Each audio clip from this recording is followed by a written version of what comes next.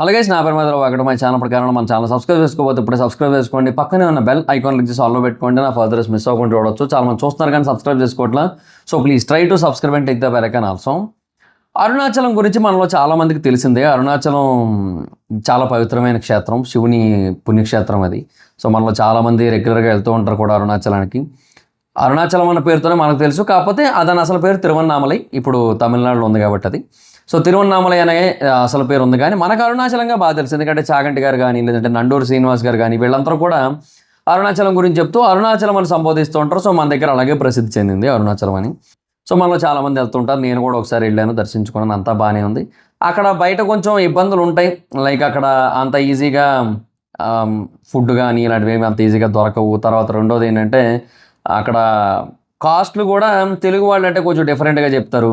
తర్వాత హిజ్రాల గోల కూడా ఉంటుంది ఆ ఎంట్రన్స్ దగ్గర. ఇలా కొన్ని ప్రాబ్లమ్స్ అయితే ఉంటాయి అక్కడ. సో వాటిని అక్కడ పట్టించుకోవాల్సిన అవసరం ఉంది. ఓకే, బట్ ఏదో నడిచిపోతుంది. ఇన్ఫ్యాక్ట్ అక్కడ చాలామంది తెలుగు వాళ్ళు ఎక్కువ వస్తున్నారని చెప్పి అక్కడ వాళ్ళు లోకల్ పీపుల్ ఎవరైతే షాపులు పెట్టుకొని నడుపుకుంటూ ఉన్నారో వాళ్ళు కూడా తెలుగులోనే మాట్లాడుతుంటారు.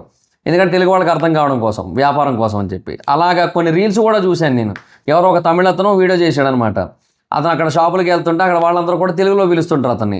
రాబాబు రా, ఏం కావాలి తీసుకో, ఇవి ఉన్నాయి అవి ఉన్నాయి అని చెప్తుంటే, అక్క నా తమిళ దాకా అని చెప్పి మాట్లాడుతుంటాడు అనమాట. సో ఇలా కూడా ఉంది అక్కడ పరిస్థితి. మన వాళ్ళు అందరూ వెళ్తున్నారు. అయితే ఇప్పుడు ఈ అరుణాచలాన్ని కావాలని తెలుగు వాళ్ళకి, వేరే రాష్ట్రాల వాళ్ళకి దూరం చేయడానికి జరుగుతున్న ఒక కుట్రలో భాగంగా, అంటే ఎప్పటి నుంచో జరుగుతుంది. ఏమనంటే ఈ వేరే భాషల వాళ్ళు ఎక్కువ వస్తున్నారు, ఎస్పెషల్లీ తెలుగు వాళ్ళు ఎక్కువ వస్తున్నారు. అరుణాచలంలో తెలుగు సైన్స్ చాలా ఉంటాయి, తెలుగు సంకేతాలు చాలా ఉంటాయి. ఈవెన్ గుడి దగ్గర కూడా కనబడుతుంటాయి, మీకు తెలుగు సంకేతాలు కనబడుతూ ఉంటాయి. లోపలికి వెళ్ళు దారి ఇట్లాంటివి ఉంటాయి కదా, అవన్నీ మనకి ఈవెన్ తెలుగులో కూడా కనబడుతూ ఉంటాయి అనమాట. సో కొంతమంది అప్పట్లో రైజ్ చేశారు, ఎందుకు తెలుగులో ఉండాలి, ఇది తమిళనాడు కదా, తమిళనాడు అన్నప్పుడు మీరు ఎందుకు తమిళ్లో మాత్రమే కాకుండా తెలుగులో కూడా పెట్టి ఇంగ్లీష్లో ఎందుకు పెడుతున్నారు అని చెప్పి కూడా రైజ్ చేస్తున్నారు. బేసిక్గా అక్కడ తమిళ్, తెలుగు, ఇంగ్లీష్ 3 భాషల్లో ఉంటుంది అనమాట. తెలుగు వాళ్ళు ఎక్కువ వస్తున్నారు కాబట్టి ఆ గుడికి తెలుగులో కూడా పెడుతున్నారు అక్కడ. కాకపోతే ఏంటంటే అది కొంతమందికి నచ్చక దాని గురించి అప్పుడు వీడియోలు చేశారు. అప్పుడు మన వాళ్ళు కూడా కొంతమంది రెస్పాండ్ అయ్యారు, మరి తిరుపతిలో ఎందుకు తమిళ్ ఉంది అని చెప్పి. తిరుపతి తెలుగు రాష్ట్రాల్లో కదా ఉంది, తిరుమలలో కదా ఉంది, మరి తిరుమలలో ఉన్నప్పుడు ఎందుకు అక్కడ తమిళ అక్షరాలు ఉండాలి అని చెప్పి కూడా మరి క్వశ్చన్ రైజ్ చేశారు. ఎందుకంటే అక్కడ కూడా కొన్ని తమిళ సంకేతాలు ఉంటాయి. ఇక్కడ తమిళియన్స్ చాలామంది తిరుపతికి వస్తుంటారు.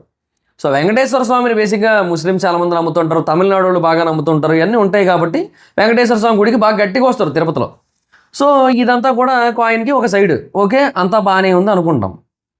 కాకపోతే ఇప్పుడు ఒక 2 ఇన్సిడెంట్లు జరిగాయి. అది కావాలని చేశారేమో అని ఒక అనుమానం కలుగుతుంది నాకు పక్క.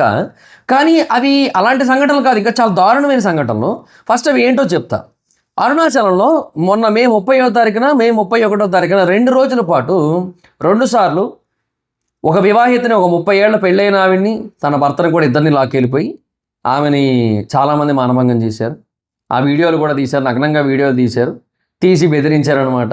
డబ్బులు కనుక ఇవ్వకపోయినట్టయితే బయట పెట్టేస్తామని చెప్పి ₹1,00,000 అడిగారంట ఆవిడ్ని. తర్వాత ఇంకొక 23 ఏళ్ళ అమ్మాయిని కూడా అలాగే లాక్కెళ్ళిపోయారు.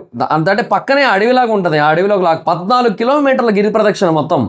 నేను అందుకే నడవలేదు, నేను ఆటోలోనే చేశాను. కానీ నేను 14 కిలోమీటర్లు ఎందుకు లేదు, ఆటోలో గిరి ప్రదక్షిణ చేసేసాడు అనుకుని. ఆయన కూడా అన్ని గుళ్ళ దగ్గర ఆపుతూ వచ్చాడు మధ్యలో. ఆయన కూడా మంచి భక్తుడే, నేను ఎక్కిన ఆటో ఆయన కూడా.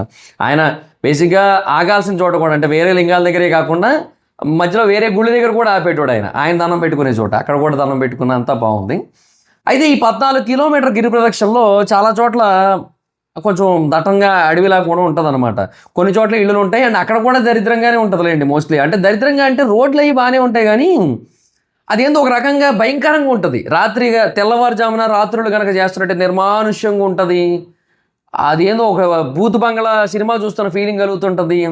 దెయ్యాల కోట, భూతాల దిబ్బ అన్నట్టే ఉంటుంది మొత్తం అంతా కూడా. అంటే ఆ రోడ్లు ఏంటంటే నా ప్రదక్షిణ చేసే రోడ్డు ఉంటుంది కదా, అది జనరల్గా రాత్రిపూట ఏ సిటీ అయినా అలాగే ఉంటుంది, నేను కాదనట్టే. బట్ ఇక్కడ ఇంతమంది ఏమంటారు ఇంట్రెస్టెడ్గా ఉంటారు రాత్రిపూట ప్రదక్షిణ చేయడానికి. ఎందుకంటే అర్ధరాత్రి మొదలు పెడితేనే తెల్లవారుజామునకి ప్రదక్షిణ పూర్తయి తెల్లవారుజామున గుడి ఓపెన్ చేస్తారు కదా, ఓపెన్ చేసే టైంకి లోపలికి వెళ్ళిపోవచ్చు అన్నట్టు ఉంటుంది. బయట ఒక దీపం పెడతారు, దీపం పెట్టి లోపలికి వెళ్ళిపోవచ్చు అనుకుంటారు. సో అందుకని అర్ధరాత్రులు చేస్తున్నారు. ఈ అర్ధరాత్రులు చేసే క్రమంలో తెలియకుండానే ఇట్లాంటి దారుణాలు జరుగుతున్నాయి. సో ఇద్దరిని లాక్కొని వెళ్ళిపోయి అక్కడ మానభంగం చేసేస్తారు. ఇంకొక అమ్మాయి 23 ఏళ్ళ అమ్మాయి దగ్గర బంగారం అంతా కూడా లాక్కొని వెళ్ళిపోయారు. వెళ్ళిపోతే మొత్తం 11 మంది అంట ఈ ఎంటైర్ 2 ఇన్సిడెంట్లో ఇన్వాల్వ్ అయిన వాళ్ళు. ఈ 11 మందిని కూడా అరెస్ట్ చేద్దామని చెప్పి ఇమీడియట్గా కేసులు ఫైల్ అయ్యాయి. వాళ్ళ మీద కేసులు ఫైల్ అయితే ఇమీడియట్గా 8 మందిని అదుపులో తీసుకున్నారు, దొరికారు వాళ్ళు. ఇంకొక 3 అయితే దొరకాల్సి ఉంది. సీఎం విజయ్ కూడా దీని గురించి రెస్పాండ్ అయ్యారు. విజయ్ కూడా దీని గురించి మాట్లాడారు. విజయ్ కూడా చాలా స్ట్రాంగ్గా చర్యలు తీసుకోవాలని చెప్పారు దాని గురించి. సో ఇదంతా కూడా అంటే వేరే రాష్ట్రాల వాళ్ళ మీదే జరుగుతున్నాయి ఇవన్నీ కూడా. ఇంకొకటి సో వేరే రాష్ట్రాల వాళ్ళ మీద, ఎందుకంటే ఒక కైండ్ ఆఫ్ నెగిటివిటీ ఉంది, ఒక కైండ్ ఆఫ్ కోపం ఉంది వాళ్ళకి. ఆ కోపాన్ని ఎలా ప్రదర్శించాలో తెలియక ఇలా ప్రదర్శిస్తూ అడ్డదిడ్డమైన పనులు చేస్తున్నారు అనేది నాకు అనిపించిన ఫీలింగ్ నాకు. అండ్ ఇంకొకటి అలుసుగా తీసుకుంటున్నారు. అంటే భక్తులు రాత్రిపూటే తిరుగుతారు. రాత్రిపూట తిరిగేటప్పుడు కొన్నిసార్లు నిర్మానుష్యమైన టైంలో, అంటే కొంతమంది భక్తులకి ఇంకొంతమంది భక్తులకి మధ్య చాలా దూరం కనుకున్నట్టయితే, ఆ మధ్యలో ఎవరైనా కనుకున్నట్టయితే, ఒకరో ఇద్దరో ఉన్నట్టయితే, వాళ్ళని ఎవ్వరూ చూడట్లేదు అన్నట్టయితే, ఆ టైంలో అటవీ ప్రాంతానికి దగ్గర, అంటే ఈ దట్టంగా ఉండే అడవి లాంటి ప్రాంతానికి దగ్గరగా కనుక వాళ్ళు ఉన్నట్టయితే వాళ్ళని లాక్కెళ్ళిపోవడానికి అనుకూలమైన పరిస్థితులు ఉన్నాయి అక్కడ. చాలా దారుణంగా ఉంటుంది అక్కడ. అదే చెప్తున్నా కదా, ఎవరు మంచోళ్ళో ఎవరు చెడ్డోళ్ళో నమ్మలేనంత వరస్ట్గా ఉంటుంది అక్కడ సిచ్యువేషన్. సో దాన్ని మనం ఎట్లా ఫేస్ చేయాలనేది కూడా అర్థం కావట్లా. పోనీ అలాగని డే టైంలో వెళ్దామా అంటేనేమో గిరి ప్రదక్షిణ అంతా చేసిన తర్వాత వస్తేనేమో గుడి లోపలికి వెళ్ళి బయటికి రావడానికి 2-3 గంటలు పట్టేస్తుంది. అదొక ప్రాబ్లం ఉంటుంది. తర్వాత తొలిచూపు దర్శనానికి వెళ్తేనే మంచిదనే ఒక నమ్మకం కూడా ఉంది. సో అందుకని అంటే మొదటి గుడి ఓపెన్ చేసిన వెంటనే వెళ్ళి దర్శించుకోవాలి అనేది ఉంది చాలామందికి, అంటే మొదటి దర్శనంలోనే. సో అట్లా కూడా చాలామంది ఉన్నారు. ఇలాగా చాలా సమస్యలు ఎదురవుతున్నాయి అక్కడ. ఓకే, ఇది చాలా పెద్ద సమస్యగా మారిపోయింది ఇప్పుడు. అంటే ఆడవాళ్ళకి కనీస రక్షణ లేకుండా పోతుంది. సో నన్ను అడిగితే ఆడవాళ్ళు ఎవరైనా సరే భర్తతో మాత్రమే వెళ్ళేటట్టయితే మోస్ట్లీ వెళ్ళకపోతేనే బెటర్. ఎందుకంటే పక్కన ఒక మగాడు ఉన్నప్పటికీ కూడా అక్కడ 11 మంది ఉన్నారని చెప్తున్నారు కదా, 11 మందిని ఎవరు ఏం చేయలేరు. ఇదే సలార్లో ప్రవాసులు కాదు ఇక్కడ ఎవరు కూడా. సో అవ్వని పనులు. సో అందుకని జాగ్రత్తగా ఉండడం ఇంపార్టెంట్, క్షేమం ఇంపార్టెంట్. కాబట్టి వీలైతే ఒక గ్రూప్ లాగా ఒక 10 మంది ఆడవాళ్ళు 10 మంది మగవాళ్ళు కలిసి జంటలుగా వెళ్ళేటట్టయితే పర్లేదు. లేదు కనీసం పోనీ ఒక 5-6 అలా ఉన్నా పర్లేదు. అలా కాకుండా ఒకరిద్దరు మాత్రమే అవుతుంటే ఏంటంటే వాళ్ళకి అలుసుగా ఉంటుంది. వాళ్ళకి ఏంటంటే ఈ పరిస్థితులు కొంచెం వాళ్ళకి అనుకూలంగా ఉంటున్నాయి. సో వాళ్ళు ఇవన్నీ చేస్తున్నారు. వాళ్ళకి శిక్షలు పడతాయా అంటే ఏమో, నాకైతే నమ్మకం లేదు. ఏమో అది ఎందుకంటే శిక్షలు అదే కేసు వేసిన వాళ్ళు కూడా ఆ ప్రాంతానికి చెందిన వాళ్ళు కాదు, వేరే ఎక్కడి నుంచో వచ్చిన భక్తులు. ఆ భక్తులు బేసిక్గా అక్కడికి వచ్చారు, ఇట్లా దారుణం జరిగిందని చెప్పి వెళ్ళి కేసు వేస్తారు. కేసు వేసిన తర్వాత వాళ్ళు ఎన్నాళ్ళు ఉండగలుగుతారు అక్కడ? ఎటో వెళ్ళిపోతారు కదా, వాళ్ళ ఊళ్ళకి వెళ్ళిపోతారు. వెళ్ళిపోయిన తర్వాత ఎప్పుడో కేసు మళ్ళీ తీర్మానంకి వచ్చినప్పుడు అట్లాంటి అదే కోర్టుకి వెళ్ళినప్పుడు రమ్మంటారు. అప్పుడు కూడా వాళ్ళు రావచ్చు, రాలేకపోవచ్చు, ఇబ్బందిగా ఉండొచ్చు. ఒకవేళ కేసు పెట్టిన వ్యక్తులు కనుక ఆ రోజు రాకపోతే వాళ్ళకి శిక్ష పడదు. నిజం, వాళ్ళకి శిక్ష పడదు ఆ టైంకి. సో ఇవన్నీ కూడా ఉంటాయి అన్నమాట. కొట్టేస్తారు కేసులు వాళ్ళు ఎవరు రాకపోయినట్టయితే. లేదంటే అట్లీస్ట్ ఫర్దర్గా మళ్ళీ వేరే డేట్కి ఇస్తారు. వాళ్ళ తరపున లాయర్ వచ్చినా సరే, అట్లీస్ట్ ఒక లాయర్ కనుక వచ్చినట్టయితే వేరే డేట్కి ఇస్తారు. సో ఇవన్నీ కూడా ఉంటాయి. అంతే తప్పించి ఇక అంత ఈజీ అయితే కాదు. సో ఇలాగ కొన్ని సమస్యలు అయితే ఉన్నాయి. సో నన్ను అడిగితే అరుణాచలాన్ని ఎవరైతే పాజిటివ్గా ప్రమోట్ చేశారో ఇప్పుడు ఇట్లా నెగిటివ్గా కూడా ప్రమోట్ చేస్తే బాగుంటుంది. చాగంటి గారు కానీ, లేదంటే నండూరు శ్రీనివాస్ గారు కానీ, వేరే గరికపాటి గారు లాంటి పెద్దలు, వేరే వాళ్ళందరూ కూడా ఇట్లా కూడా జరుగుతున్నాయి దారుణాలు, జాగ్రత్తగా ఉండండి అని చెబితే బాగుంటుందని నా అభిప్రాయం. ఈ వీడియో వాళ్ళ వరకు వెళ్ళొచ్చు, వెళ్ళకపోవచ్చు. ఇన్స్టాలో ఏమైనా పెట్టి వాళ్ళని ఏమైనా ట్యాగ్ చేస్తే ఏమైనా వెళ్తుందేమో నాకు తెలియదు. కానీ వాళ్ళు ఇక్కడ ఇలాంటి దారుణాలు కూడా జరుగుతున్నాయమ్మా. అరుణాచలంలో దేవుడితో పాటుగా దెయ్యాలు కూడా ఉన్నాయి, మంచి శక్తితో పాటు క్షుద్ర శక్తులు కూడా ఉన్నాయి. జాగ్రత్తగా ఉండండి. తెల్లవారుజామునే తిరగండి, అంటే తెల్లవారి వెలుగు వచ్చిన తర్వాతే తిరగండి. జనాలు తిరుగుతున్నప్పుడు, జనసంచారం ఉన్నప్పుడే తిరగండి, రాత్రుల పూట తిరగద్దు. ఒకవేళ రాత్రులే తిరుగుదాం, మొదటి దర్శనానికి వెళ్దామని మీరు అనుకుంటున్నట్టయితే గుంపులుగా వెళ్ళండి, ఒంటరిగా వెళ్ళొద్దు. మీరు ఒంటరిగా ఉన్నా సరే వేరే ఏదైనా గుంపు కనుకున్నట్టయితే వాళ్ళతో కలిసిపోయి వెళ్ళిపోవడానికి ప్రయత్నించండి అని చెప్పి ఏదైనా చెబితే బాగుంటుంది ఆ పెద్దలందరూ కూడా. ఎందుకంటే ఇట్లాంటి దారుణాలు జరుగుతున్నాయి కాబట్టి చూస్తూ తెలియక చాలామంది మళ్ళీ ఇలాగే వెళ్ళిపోతారు.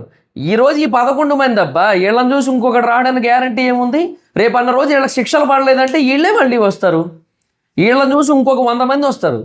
వీళ్ళని చూసి వాళ్ళకి శిక్షలే పడలేదురా, వాళ్ళకి ఏదో కొద్ది రోజులు జైల్లో ఉన్నారు, కాసేపు అట్లా టైంపాస్ చేశారు జైల్లో, టైంకి ఫుడ్ అది వచ్చింది, తిన్నారు, పడుకున్నారు మంచిగా.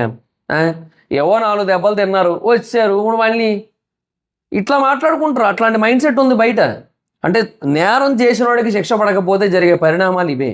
అందుకే వాళ్ళకి శిక్ష పడాలి, పడిన తర్వాత ఇంకెవరు ఇలా రాకుండా చేయాలి. But at the same time మనం మన జాగ్రత్తలో ఉండాలి. తిరుపతికి వెళ్ళండి, లేదంటే మన దగ్గర శ్రీశైలంకి వెళ్ళండి, శ్రీకాళహస్తి వెళ్ళండి, ఇంకెక్కడికో వెళ్ళండి. ఇప్పుడు మన దగ్గర శివాలయాలు ఎన్నో ఉంటాయి మన దగ్గర, వాటికి వెళ్ళండి. అంతేగాని దేవుడు అక్కడ మాత్రమే ఉన్నాడు అని కాదు. అంటే ఇంకేం కాదు, నార్మల్గా నేను ఎప్పుడు అరుణాచలంకి అగెనిస్ట్ కాదు, చెప్తాను కదా, నేనే వెళ్ళాను. కాకపోతే ఏంటంటే ఇలాంటివి జరుగుతున్నప్పుడు కూడా మనం అక్కడికి వెళ్ళి మనము అక్కడే ఉండాలి అనుకోవడం అనేది కరెక్ట్ కాదు. అది నా వెర్షను. ఇక అంతే మరి ఇంకా. So that's guys, this the video. So జాగ్రత్తగా ఉండండి అంతే, అంతకంటే ఇంకేం చెప్పలేను. ఈ వీడియో మీకు నచ్చితే లైక్ చేసి అందరికీ షేర్ చేయండి. దయచేసి ఈ వీడియో అందరికీ షేర్ చేయండి. ఈ వీడియో అందరికీ తెలియాలి, అందరికీ దీని గురించి అర్థం కావాలి.